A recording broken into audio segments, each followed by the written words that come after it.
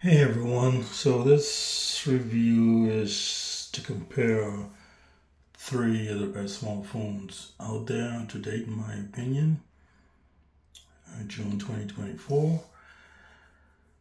That would be the Pixel 8, iPhone 15 Pro, and the global edition of the Xiaomi 14. So I'll go with the stuff that I feel be important to most people, uh, at a minimum important to me. Then I'll let you know which phone is my favorite and which one I decide to actually go with for now. So, starting with photography, when it comes to taking still pictures, these phones are comparable. So, there's no huge difference there. They all take great pictures. When it comes to taking pictures of moving subjects, like kids and pets, and that's really important to me, and that's hard to find on a lot of phones nowadays. You think it'd be standard, but it's not. I would give. I would say. I would say they're equal.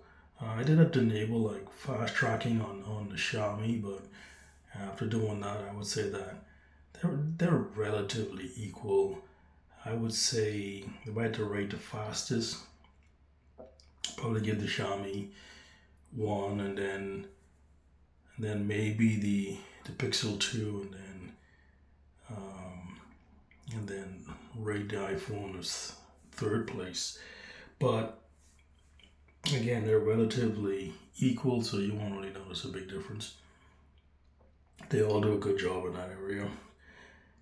UI smoothness, I'd say in order of fastest in terms of less hiccups or no hiccups at all. Xiaomi, and then the iPhone, and then the Pixel 8.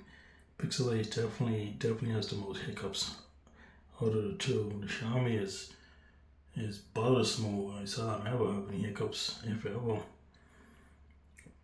Call quality, iPhone and the Xiaomi are relatively um, good. I say the Pixel call quality is not good.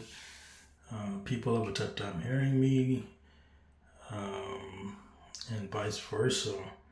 I have a tough time hearing people sometimes, but I have no problem with hearing people.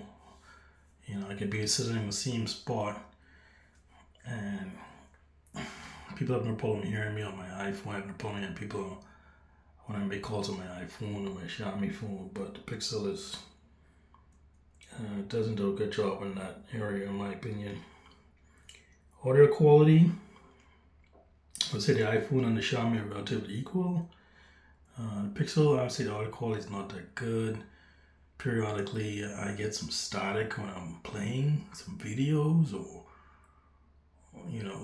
podcasts. It doesn't happen all the time, but every now and then I hear something, and for the most part, it's fine. But I would definitely give better quality to the other two phones, the iPhone and the Xiaomi.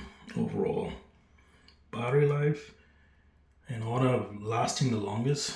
I use my phone mostly for calls, texting, internet browsing, playing podcasts, or watching YouTube videos. And I would say, starting my workday, workday starts at, I usually get up like around 5. So I usually unplug my phones. And out of my three phones, the Xiaomi lasts the longest, and then the iPhone, and then the Pixel. I would say the battery life of the Pixel is not good at all.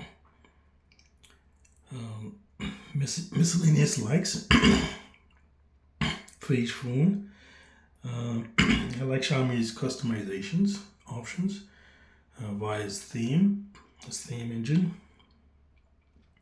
I like the Pixel's call screening functionality, which is one of my favorite features on a phone. Pixel phones are the only phones that have that.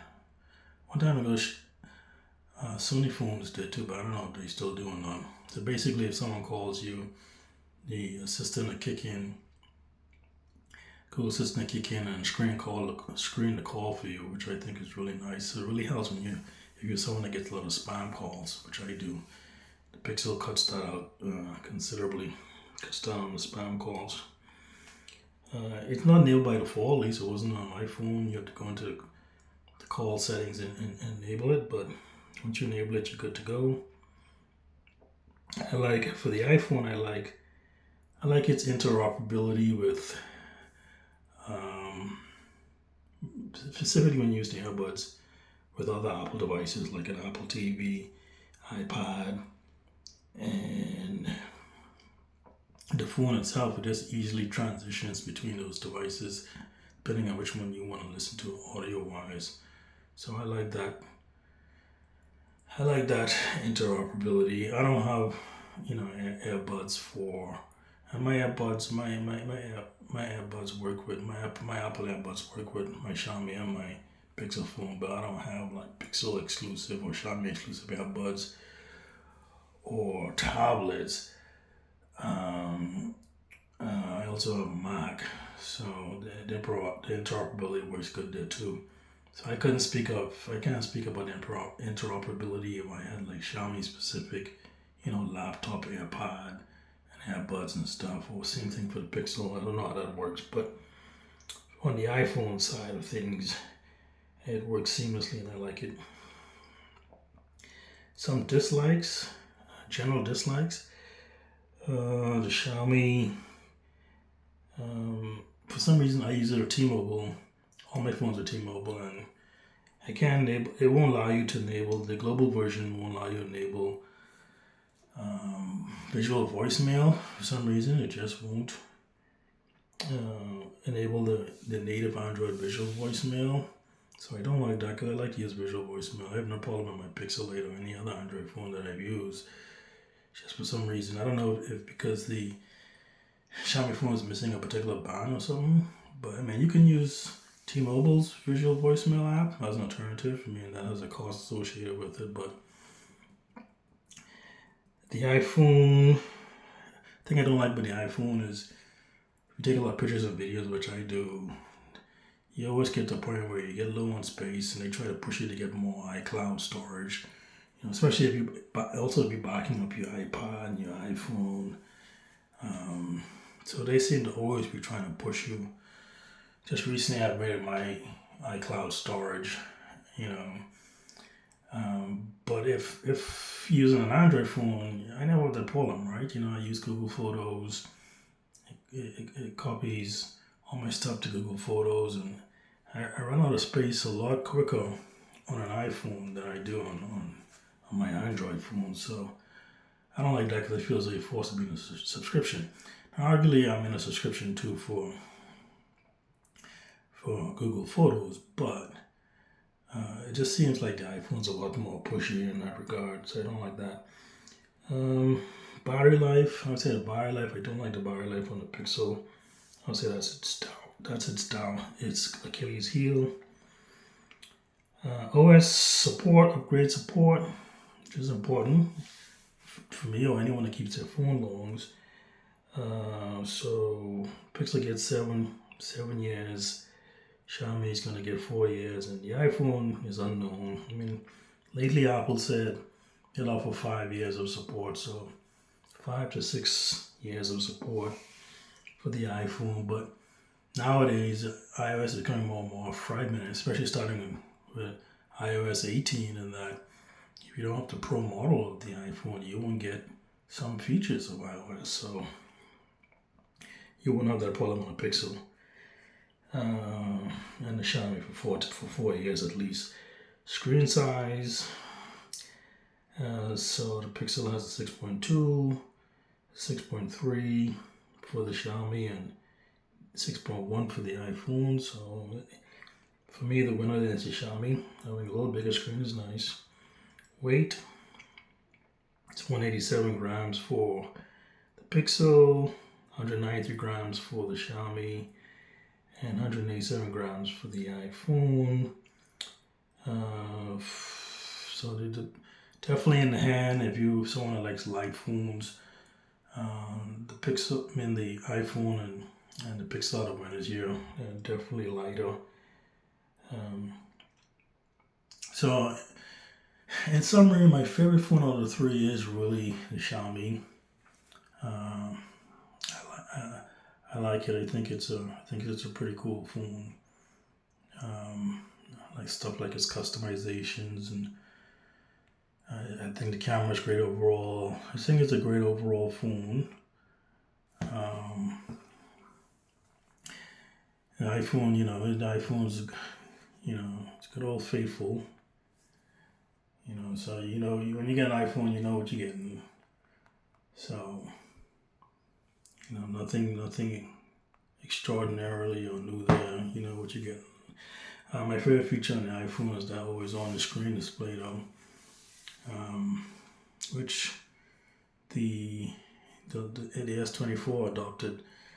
Now other phones that I'm aware of actually has it. I do like that particular feature.